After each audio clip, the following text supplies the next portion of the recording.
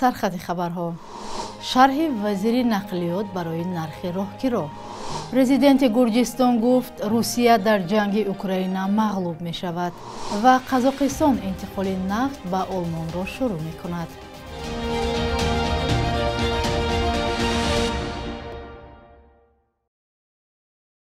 سلام، روزتان بخیر بود بیننده های عزیز. برنامه نویدی بامدادی است که از دوشنبه تقدیمتان می شود. امروز 2 فوریه است. عظیم ابراهیم وزیر نقلیات تاجیکستان سبب بی‌تغییر ماندن ارزش راهگیری نقلیات جمعیتی را شرح داد. ساکنان میگویند در حالی که در ماه‌های اخیر نرخ سوزشواری پایین رفته باشد هم نرخ راهگیری همان قیمت است. ضمن نشست خبری 1 فوریه در دوشنبه وزیر نقلیات گفت اگر حتی نرخ سوزشواری و ارزش راهگیری در نقلیات کمی فرق داشته باشد هم خدمت رسانی و در حالت کارشایان نگاه داشتن واسطه نقلیات از جمله نرخ‌ها به قسم‌های احتیاطی و غیره بالا رفته است. وزیر اضافه کرد که این زمان فایده کارمندان نقلیات مسافر بر 10-15% را تشکیل می‌دهد. ارزش گاز مایع در نیمه ماه ینور کمی پایین رفته، نرخ دیگر نوع سوزشواری اتومبیلی قریب بی‌تغییر باقی مانده است. در کارخانه‌های صنعتی و استخراج معدن در تاجیکستان 25 کس جان باخته، 46 نفر مجروح شدند. سند رحیم رئیس خدمات نظارت بی‌خطری در ساحه صنعت گفت این حادثه ها را در سال 2022 ثبت کردند و در مقایسه با سال گذشته اندکی بیشتر است. او روز 1 فوریه هنگام نشست خبری گفت حادثه های ناخوش به سبب بی‌مسئولیتی مهندسان، به اهمیتی جبر دیده ها، رعایت نکردن تکنولوژی های کارکرد کند و نداشتن متخصصان سر زده است. رادیو آزادی روی خط کارخانه های را که معیار بی‌خطری را در محل کار ویران کردند دسترس نمود. در فهرست از همه بیشتر در شرکت و کارخانه های مشترک تاجیکستان و چین حادثه های ناخوش روی داده است. با اطلاع رسمی سال گذشته برای نقض قاعده های بی‌خطری 297 منصبدار و شخصان واقعی را به جوابگری مأموری کشیده بیش از 1 میلیون سومانی تاوان بستند. هرچند نمایندگان خدمات در رخ دادن حادثه های ناخوش بعضا ساکنان را گناهکار میکنند، در گذشته جبر دیده ها از چشم پوشی مقامات به قانون شکنی مسئولان کارخانه ها شکایت داشتند. مسئولان کمیته حفظ محیط زیست تاجیکستان میگویند سال گذشته در تاجیکستان 800 آفت طبیعی از جمله سیل و ترمفرایی و زلزله روی داده است. با اطلاع این نهاد این رقم در مقایسه با سال پیش 91 مورد بیشتر بوده است. گزارش همکارانمان با رادیو صوفی و اسکندر فیروز در همین باره است. سال 2022 در تاجیکستان 800 آفت طبیعی رخ داده است که نسبت به یک سال پیش 91 مورد بیشتر بوده است. آفت‌های طبیعی بیشتر در منطقه‌های کوهی مشاهده شده است. این یعنی یک بار پشای حرارت هوا، سرمایه‌زنی، چنگ و غبار، شدت‌نوکی شمال، بلندشوی سطح آب دریاها، آب انبارها، اینا همش به آفت‌های طبیعی یعنی که در نتیجه یک باره از معیار مقرری پس و بلند شدن آنها و نامگوی شماره آنها داخل می‌گردد. بهادر شیرالی‌زاده رئیس کمیته حفظ محیط زیست تاجیکستان در نشست خبری این نهاد گفت برای جلوگیری از خسارات سردی‌های ماه ینور سال جاری مقامات مربوطه را از سردشوی شدید آگاه کرده بودند. همچنین از طرف کمیته حفظ محیط زیست و زیر ساختار محدودهای طبیعی مخصوص محافظت شونده کارهای بیوتکنیکی در جاهای مخصوص جایگیر نمودن خوراک برای حیوانات پرنده و حیوانات نادر برای بتلف گذراندن آنها از این سردی ها صورت گرفت. حسن اسویف کارشناس مسائل زیست محیطی تاجیک به این نظر است که موقع جغرافیایی تاجیکستان سبب می شود که همساله مقدار آفت‌های طبیعی در حال افزایش هستند. 80% حدود تاجیکستان در منطقه سیسمیکی است. 60% حدود تاجیکستان در منطقه سیر یا ترمافروری است. انگیزش آفت‌های طبیعی تاجیکستان یک برای طبیعت یک چیز معمول است.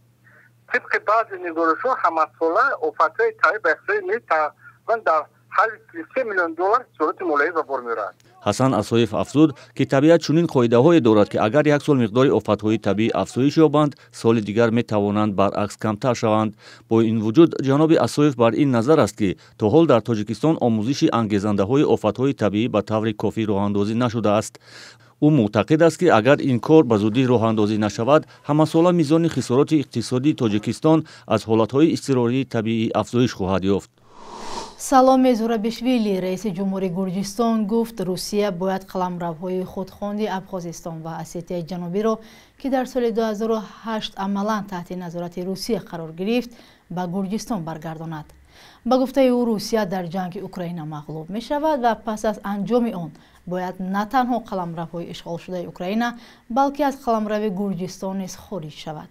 Абхозистон ва Осетияи Ҷанубӣ дар пайи ҷанги кӯтоҳмуддати соли 2008 минтақаҳои худро аз Гурҷистон мустақил эълон карданд. Хабаргузории Bloomberg аз қавли Зурабишвили навиштааст, ки Русия агар феълан дар ҷанг мағлуб нашуда бошад ҳам, аммо тақрибан дар тамоми набардҳо шикаст хӯрдааст. мавзӯи Гурҷистон низ бояд рӯи мизи гуфтушунидҳо бошад ва Русия бояд бидонад, ки ҳадди ӯ куҷост, гуфтааст раиси ҷумҳурии Гурҷистон. миёни Гурҷистон ва Русия равобити дипломатӣ вуҷуд надорад. дар ҳамин ҳол мақомоти Гурҷистон аз пайвастан ба таҳримҳои кишварҳои ғарбӣ бар зидди Москав пас аз ҳамлаи Русия ба Украина худдорӣ карданд. мухолифони Гурҷистон мақомоти ин кишварро барои ҷонибдорӣ аз Русия муттаҳам мекунанд. як сокини Душанбе ҳангоми ҷамъоварии пул, ки гӯё барои ниёзмандон сарф мешуд, дастгир гардид. маркази матбуоти раисати вазорати корҳои дохилӣ дар шаҳри Душанбе аз боздошти ҷавони 22-солаи хабар додааст, ки тавассути интернет мардумро фиреб медод. ӯ аз номи канали Солиҳин ТВ, ки бо корҳои хайр маъруф аст, саҳифаҳои қалбакӣ кушода ба фиреби мардум машғул будааст. бино ба гузориши милисия, дастгиршуда Беҳрӯзи Субҳиддин, истиқоматкунандаи шаҳри Душанбе, дар беш аз 20 ҳолат аз шаҳрвандон бо ваъдаи бардуруғи ба рӯйхати ниёзмандон ворид кардани номи онҳо аз 800 то 2000 сомонӣ гирифта, баъдан телефонашро хомӯш карда ба зангҳои онҳо ҳам ҷавоб намедодааст. ҳоло нисбати дастгиршуда парвандаи ҷиноятӣ оғоз карда шуда, тафтишот идома дорад. вазири энергетикаи Қазоқистон Болат Акчулаков гуфт, кишвараш дар нимаи аввали моҳи феврал ба Олмон бори нахуст дар ҳаҷми 20 000 тонна нафт интиқол хоҳад дод. ӯ пештар гуфта буд, ки интиқоли нафти Қазоқистон охирҳои моҳи январи соли равон ба Олмон оғоз мешавад. қаблан ширкати миллии лӯлаи нафти Қазоқистон эълон карда буд, ки дар 3 моҳи аввали соли 2023 тавассути низомҳои лӯлаи нафти ширкати русии Транснафт ба Олмон 300 000 тонна нафти қазоқиро интиқол медиҳад. мақомоти Олмон ният доранд бар асоси таҳримҳои Иттиҳоди Аврупо то охири сол воридоти нафти Русияро тадриҷан баъз конанд.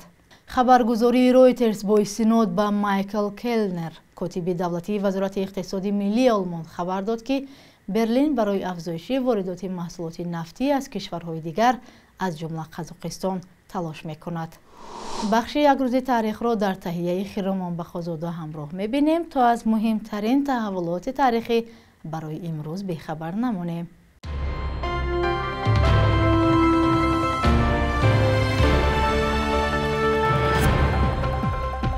2 феврали соли 2008 дар водии Рашт сарвари Омон гурӯҳи зудамали таъиноти махсуси вазорати умури дохилӣ кушта шуд. марги ӯ дар пайи як даргирии миёни як гурӯҳ аз раёсати марказии мубориза алайҳи ҷиноёти муташаккил, гурӯҳи зудамали таъиноти махсус ва бахши раштии раёсати мубориза бо ҷиноятҳои муташаккил рух дод. Захарченко аз соли 1997 раҳбари Омони Тоҷикистонро бар дӯш дошт ва дар безараргардонии як силсила гурӯҳҳо иштирок карда буд. мақомот дар Тоҷикистон вазифадор шуданд, ки танҳо баъди гирифтани иҷозаи президент бо иншову дифои рисолаҳои илмӣ машғул шаванд. ин хабар 2 феврали соли 2021 нашр шуд ва ин замоне буд, ки 3 соли охир пойгоҳи таҳқиқотии Дисернет дуздии корҳои илмӣ аз ҷониби даҳҳо мақомдорону донишмандони тоҷикро ошкор ва нашр кард. дар миёни мақомдорони дар плагиат маҳкум шуда мансабдорони баландпояи тоҷик аз ҷумла муовини сарвазир Давлатали Саид ва ёвари раис ҷумҳур оид ба масъалаҳои кадрӣ Асадулло Раҳмон низ ёд шуданд. 2 феврали соли 1949 овозхони маъруфи дастаи ҳунарии Гулшан Тоҷиддини Муҳиддин таваллуд шудааст. ин ҳунарпешаи шоистаи Тоҷикистон ҳамагӣ 47 сол умр дид ва дар ин муддат тавонист бо таронаҳои дилнишину маҳбубаш дар дили ҳаводорон ҷой шавад. таронаҳои «Тарки ёрӣ кардиву», «Эй санам», «Як ханда кунеи гул», «Дилдор ба ман гуфт» ва дигарҳо то имрӯз аз маҳбубтарин оҳангҳои эстрадии тоҷик ба шумор мераванд. ҳорби расмии бонки миллии тоҷикистон барои имрӯз 2 феврал чунин таъин шудааст.